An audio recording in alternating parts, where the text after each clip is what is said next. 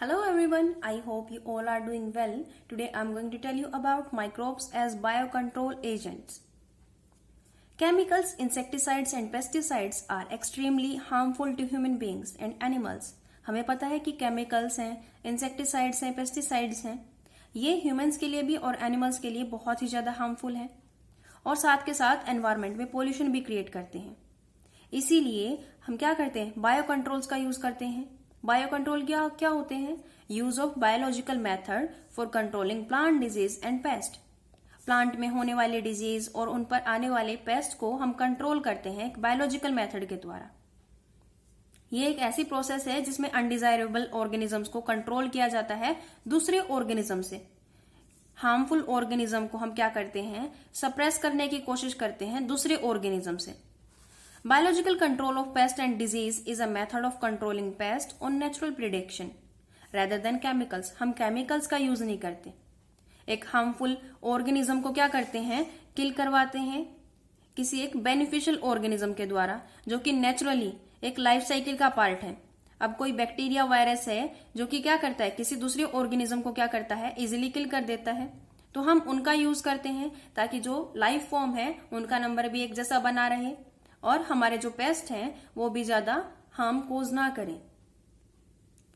So to eradicate pest biological controls are used. इस method में क्या करते हैं, रिक्वायरमेंट ऑफ कंप्लीट नॉलेज, हमें नॉलेज होनी चाहिए प्रेडेटर की, कि कौन किसका शिकार करता है, कौन किसके लिए फूड प्रोवाइड करवाता है, उनकी फीडिंग हैबिट्स के बारे में कि वो किस चीज पर अटैक करते हैं, प्लांट के किस पार्ट को खाते हैं, या कोई दूसरा माइक्रो ऑर्गेनिज्म है जिसका हम अपने लिए यूज कर रहे हैं, उसकी फीडिंग हैबिट क्या है, कि वो किस तरीके के माइक्रो ऑर्गेनिज्म को किल कर सकता है, उनका हैबिटाट कि वो रहते कहाँ हैं, वो और डिजीज कोज तो नहीं कर देते हमारे माइक्रो ऑर्गेनिज्म को किल करने के साथ साथ, their life cycle to control their number and manageable level.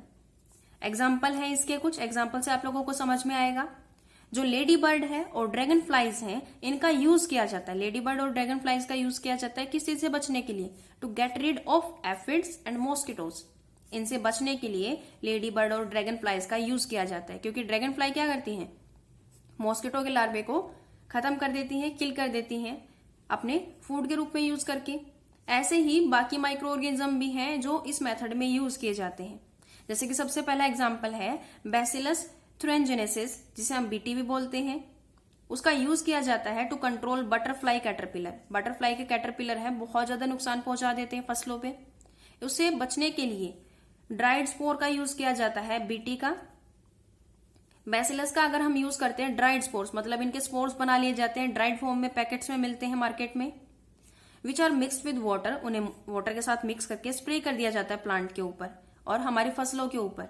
अगर उनका स्प्रे कर देते हैं तो वो स्पोर्स हैं, जब भी जैसे ही कोई कैटरपिलर है उस प्लांट पार्ट को खाता है तो उसके साथ साथ उसके जो स्पोर्स थे बैक्टीरिया के, वो भी उसकी बॉडी के अंदर चले जाएंगे। और जैसे ही वो उस लार्वा के अंदर जाते हैं, वो उसकी गट में क्या कर देता है, इन्फेक्शन कोज कर देता है और उस कैटरपिलर को किल कर देते हैं। तो नेचुरल तरीके से क्या किया गया, उसको प्रिवेंट किया गया। देन जेनेटिक इंजीनियर की मदद से हमने क्या किया, जेनेटिक इंजीनियर की मदद से jeans of BT incorporated into the plants. जो जीन थे बैसिलस के, उसको हमने ऐड कर दिया प्लांट के साथ। अब प्लांट के अंदर ही हमने ऐड कर दिया, तो प्लांट को जैसे ही कोई कैटरपिलर खाएगा या ऐसा हार्मफुल जो ऑर्गेनिज्म है वो खाएगा, वो वहीं पर क्या हो जाएगा, किल हो जाएगा। पहले तो हमने क्या किया था, स्पोर्स का यूज किया था कि भी पहले छिड़काव करना पड़े फिर उसे किल किया जाए। लेकिन हमने क्या किया, ऐसे प्लांट प्रोड्यूस किए जिनके डीएनए के अंदर ही क्या है, बीटी का डीएनए ऐड किया गया है। ऐसा डीएनए ऐड किया गया है, डीएनए का वो पार्ट जिसकी वजह से क्या हो जाए, वो ऑर्गेनिज्म इजिली किल हो जाए। बीटी कॉटन एग्जाम्पल है इसका, जेनेटिक इंजीनियर की वजह से जो प्लांट प्रोड्यूस किया गया। When BT is incorporated with cotton plant, उसे क्या बोला गया, बीटी कॉटन बोला गया। तो ये क्वेश्चन यहाँ पर एक इंपॉर्टेंट है कि कॉटन प्लांट को जब जेनेटिक इंजीनियर की मदद से बीटी के साथ मिक्स किया गया तो कैसा प्लांट बना, बीटी कॉटन बना। ट्राइकोडर्मा स्पीसीज है, वो फ्री लिविंग फंजाई है जो कहाँ पाई जाती है, found in the plant root and work as bio control agent against many plant pathogen.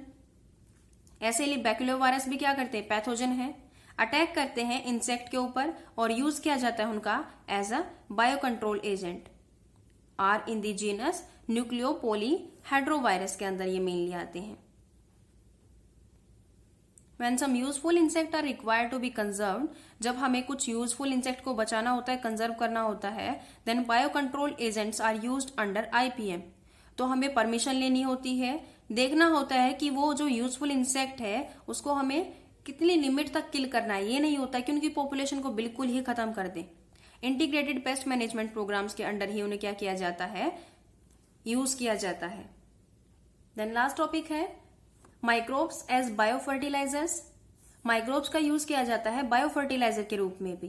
Chemical fertilisers major pollutant के रूप में होते हैं, पोल्यूशन कोज कर देते हैं, इसीलिए बायो फर्टिलाइजर का यूज किया जाता है. ऐसी चीजें हैं ये organism that increase the nutrient quality of soil. Soil की न्यूट्रिएंट क्वालिटी को बढ़ा देते हैं. केमिकल फर्टिलाइजर्स के बजाय इनका यूज किया जाता है. तो मेन सोर्स है बायो फर्टिलाइजर्स के बैक्टीरिया, फंजाई, साइनोबैक्टीरिया. ये माइक्रो ऑर्गेनिज्म मदद करेंगे सॉइल की क्वालिटी को इंक्रीज करने में, सॉइल फर्टिलिटी को इंक्रीज करने में. For example rhizobium present in the roots of leguminous plant, जो क्या करता है, एटमॉस्फेरिक नाइट्रोजन को फिक्स करता है यूजेबल फॉर्म के लिए, ताकि जो प्लांट है वो यूज कर सके एटमॉस्फेरिक नाइट्रोजन को एक यूजेबल फॉर्म के रूप में. Azotobacter, azospirillum are free living bacteria that live in soil. ये बैक्टीरिया के एग्जाम्पल हैं जो कि क्या होते हैं, सॉइल में पाए जाते हैं और एटमॉस्फेरिक नाइट्रोजन को फिक्स करते हैं और मिट्टी की जो फर्टिलिटी है उसको इंक्रीज कर देते हैं, ताकि प्लांट इजिली नाइट्रोजन कंटेंट को क्या कर सके, ले सके. Member of genus Glomus form mycorrhiza. Mycorrhiza क्या होते हैं, सिम्बायोटिक एसोसिएशन होती है फंजाई की, किसके साथ, हायर जो प्लांट्स होते हैं उनकी रूट्स के साथ. हायर प्लांट्स की रूट्स के साथ जब फंजाई एक साथ मिलकर रहती है तो उन्हें क्या बोला जाता है, माइकोराइजे बोला जाता है. पैडी फील्ड में साइनोबैक्टीरिया के एग्जाम्पल है नोस्टोक और एनाबीना, जो क्या करते हैं, एटमॉस्फेरिक नाइट्रोजन को फिक्स करते हैं और एक्ट करते हैं as a bio fertilisers. I hope आप लोगों को समझ में आया हो. Thank you so much. अगर आप लोगों को वीडियो पसंद आई हो तो इसे लाइक और शेयर करना ना भूलें. Thank you.